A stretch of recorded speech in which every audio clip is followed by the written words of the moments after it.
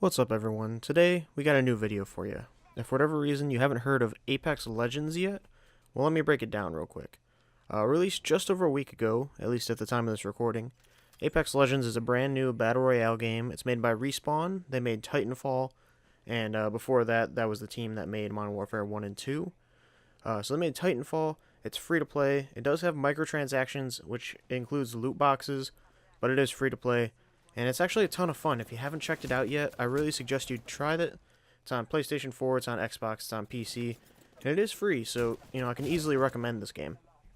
So in this video, we're going to be starting a new series, and it's what Halo Infinite needs to learn from XYZ. And so today we're talking about Apex Legends, and what Halo Infinite could learn from Apex Legends. The way this game released, any gameplay elements, anything like that. No, I'm not saying Halo Infinite needs a Battle Royale. I don't think it needs that.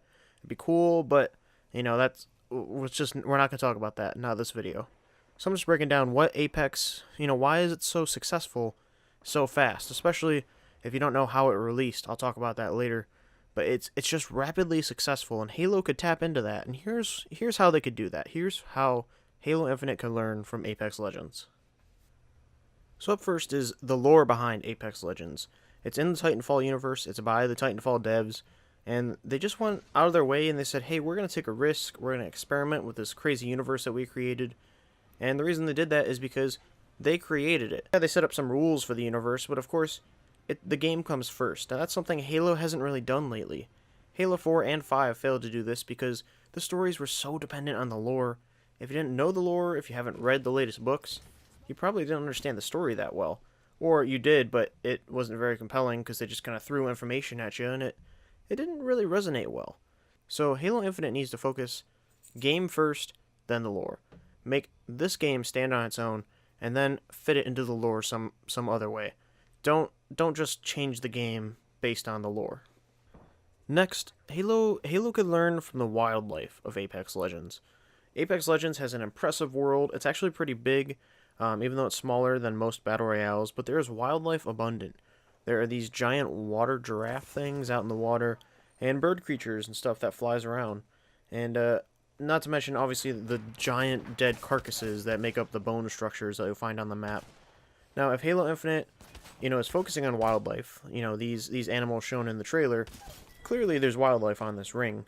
And so if they're going to focus on that, if they're not going to be gameplay dependent, they should take a note from Apex Legends. Make them cool, make the world look amazing, but, in a way that doesn't change the game. Now, I do want to talk about Apex's pre-release drama. Do you remember, as they were getting close to launch, they almost killed the game before it released? Well, that's because that didn't happen. EA didn't even announce this game. They just teased it a little bit, and then released a trailer and released the game all in one day. It was a huge thing. And, there was an interview I heard, I don't know how much they talked about it, but they essentially set up this picture, right? They said, can you imagine if EA announced a free Battle Royale with loot boxes? People are going to hate it. Nobody's going to play it. They're not even going to give it a chance. And, take a look at Mass Effect Andromeda or Battlefront 2. Yes, those games weren't as good as they could have been, but they were dead on arrival just because, everybody hated it, and no one even gave those games a chance. And Halo Infinite needs to take a note from that because keep the positivity up. The title right now is looking good. We have reach customization, and split screen, and a chief focus story, and all those things are great. And focus on the positivity, show it in a good light, and don't get some drama happening. And so I also want to bring up the character charm that Apex has. Now this is a little farther fetched. I don't know how Halo's really going to borrow this directly or indirectly or whatever. But the characters in Apex are pretty cool. Pathfinder's pretty cool, and obviously people love Bloodhound and Wraith and all these other characters, and they got a lot of charm to them. Again, I don't know how Halo is just going to, copy or learn from this, but, Lasky and Roland are okay, but Sarah Palmer and Team Osiris, they really need some work. So Halo Infinite, take note, put some charm into the characters. Now, this is another one that's hard to just copy, but Apex's beauty. The game looks amazing, and actually it runs on the very old Source engine, and that team just went and made some magic happen. The game is stunning, and it runs well, and you gotta keep in mind, Halo's running on a new, upgraded version of the Halo engine, so, Halo devs, make some magic happen. Also, I do want to mention there is a lot of similarities from Apex's map to the map Exile from Halo 4. there's just some obvious similarities there. Now I do want to mention the content creator publicity stunt, right? So Apex had no pre-release hype, there were no trailers, so how did it get so popular so fast? Well, they hired all the top Battle Royale streamers to play the game, to promote it. You know, everybody gonna pay this, we're gonna pay you, and you're gonna play this game for the first couple days. Now, Halo Infinite is in a heavily saturated market. There are a lot of shooters out there, and Halo isn't as big of a deal as it once was. And on top of that, they're going to PC for the first time since like 2004, which means if you really want to get some traction, you want to get some publicity, what you need to do is hire out some of the biggest PC shooter content creators, YouTubers, or streamers, or whatever.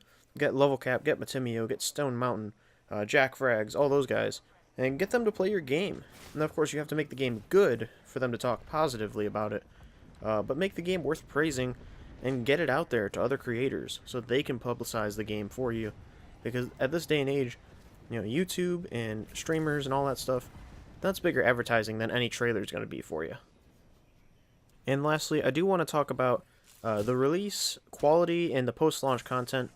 Apex launched, you know, with very few bugs. The game isn't early access or in a beta.